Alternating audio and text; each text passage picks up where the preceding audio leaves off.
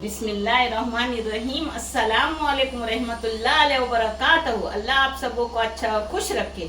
किसी की कोई तकलीफ हो तो अल्लाह अपनी रहमतों से उन तकलीफों को ख़त्म करे, हर घर को हर इंसान को खुश व आबाद रखे।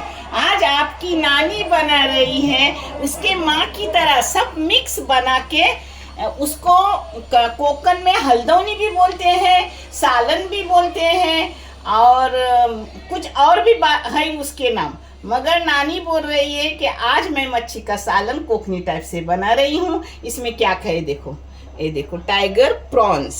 ऐसे करो फिर पता चलेगा साइज।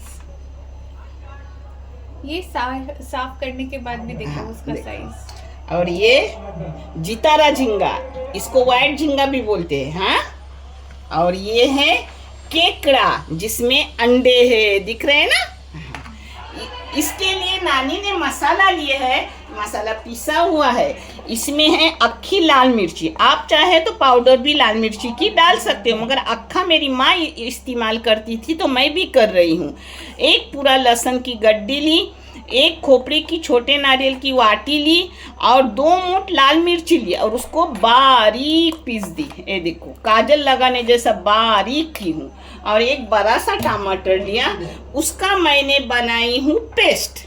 अब ये पेस्ट जाएगा अपने तेल में। इसमें तेल डाली हूँ अच्छे से, आप कम ज़्यादा तेल कर सकते हैं। और इसमें हल्दी भी मैंने डाली हूँ, पीसते वक्त हल्दी भी डाली हूँ। हाँ, इसमें नमक डाल रही हूँ। नमक आप अपने टेस्ट के मुताबिक और क्वांटिटी के मुताबिक डालो। इसको थोड़ा सा टमाटर को भूनूंगी और फिर इसमें डालूंगी मसाला। और मसाला भी अच्छे से भूनने का, हाँ, भूनने से हर चीज़ में मज़ा आता है। ये देखो मसाला भी अपने टमाटर के साथ भुना जाएगा। और इसको मसाला ज़्यादा लगता है क्योंकि जो टाइगर झींगा है उसको भी मसाला खींचा जाता है और अपने केकड़े हैं उसको भी मसाला खींचा जाता है, यानी चुभता है अंदर, तो मसाला ज़्यादा लगाने का। इसमें डाल रही हूँ 2 चुटकी सूखे मेथी का पाउडर। ये मेथी का पाउडर फ़ायदेमंद है। अगर सी फूड में कुछ गलत हो तो उससे अपने को साइड इफेक्ट होता नहीं। ये देखो अच्छे से फास्ट गैस पे इसको भून रही हूँ। कम से कम 10 मिनट इसको मैंने भूना। अब इसमें पानी डाल रही हूँ। अब इसमें डाल रही हूँ केकड़े। केकड़े साफ किए हुए हैं। ये देखो,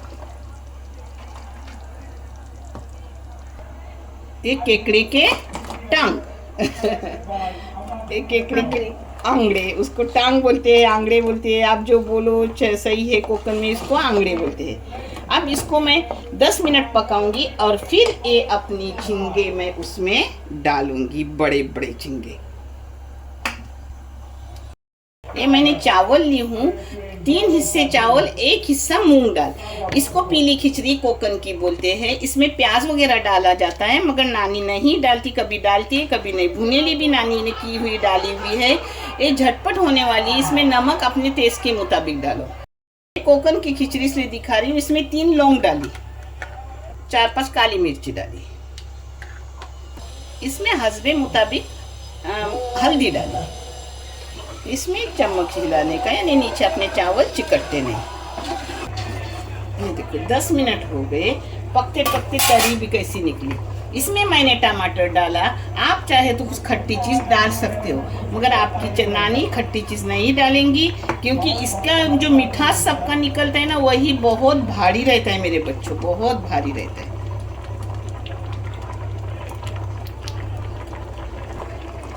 अब जितना पानी चाहे उतना डालने का और इसको 15 मिनट पकने रखने का।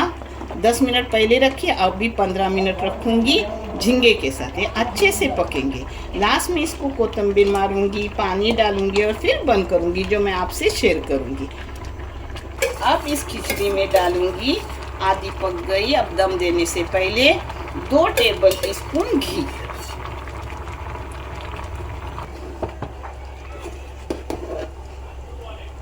अब इसको दम पे रखूंगी 3 मिनट और फिर बंद करके रखूंगी और आपको सब परोस के दिखाऊंगी। देखो 25 मिनट तक इसको पकाई। पता है जैसे जैसे पकता है वैसा पतला सालन होता है, और जब हम बंद करते हैं तो सालन दोबारा गाढ़ा होता है।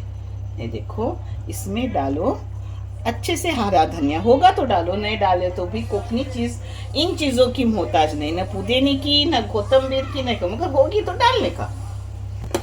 माशाल्लाह बगैर खटास डाले हुए इतना अच्छा मीठा मीठा हुआ है कि मैं आपको बता नहीं सकती। ये देखो ना केकड़ा, माशाल्लाह ये देखो अपना कितना टेस्टी मजेदार सालन हो गया। अल्हम्दुलिल्लाह। आप भी करो, आप भी नानी के तरीके से करके खाओ, आपको अच्छा लगेगा। सबका तरीका अच्छा रहता है, मगर एक बार नानी स्टाइल से भी करके खाओ। अल्लाह आपको खुशबाबाद रखे। देखने के लिए बहुत सारा शुक्रिया, जज़ाक है। अल्लाह हाफिज।